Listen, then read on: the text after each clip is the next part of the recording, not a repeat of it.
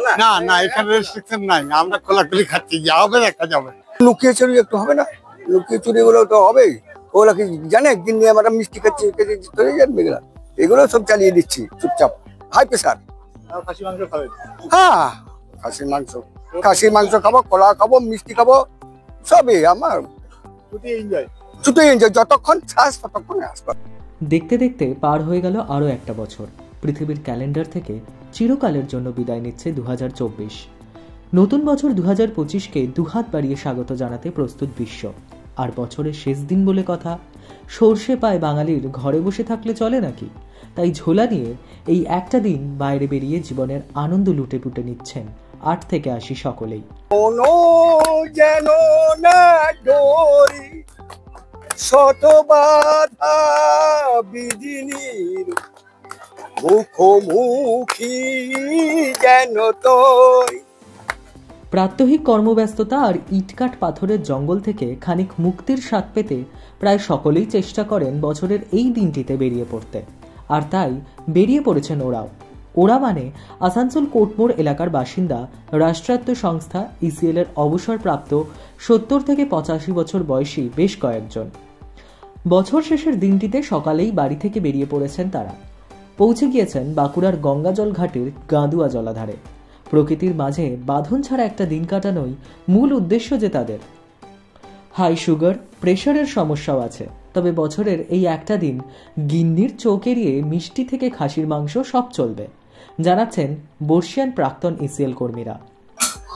আমি তো ধরুন ছোট থেকে করছি, আমার চিরকালই এনজয় কিরকম আছে, সেই ছোট থেকে বুড়ো পর্যন্ত মরণ দিন পর্যন্ত আমার এইটাই চলবে, এটাই আমার নিয়ম। লুকিয়ে চুরি একটু হবে না, লুকিয়ে চুরি গুলো তো হবেই। ওগুলো কি জানে একদিন নিয়ে আমরা মিষ্টি খাচ্ছি, চলে যাবে এগুলো, এগুলো সব চালিয়ে দিচ্ছি চুপচাপ গোপনে। মিষ্টি তো আইটেম আছে, মিষ্টি মাংস তো আইটেম আছে, কলা আছে, আর সুগারের রুগী সব। আমার তো 350 সুগার, প্রেশার আর প্রেশারও হাই প্রেশার। খাসি মাংস খাবেন?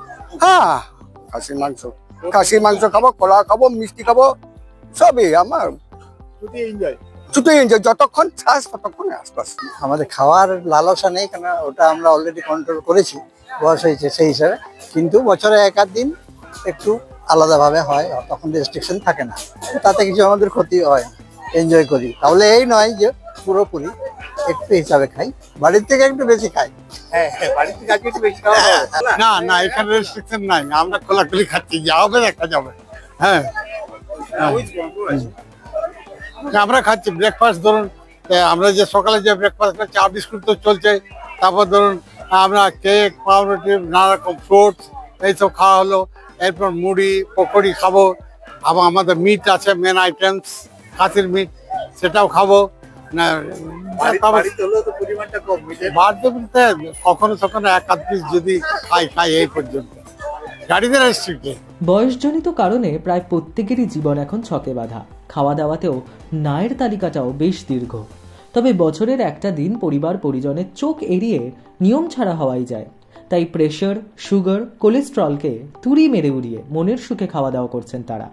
আর এর মধ্যেই খানিকের জন্য হলেও নিজেদের মুক্তির স্বাদ খুঁজে নিয়েছেন ইসিএল এর অবসরপ্রাপ্ত এই কর্মীরা। Bureau report, one India Bangla.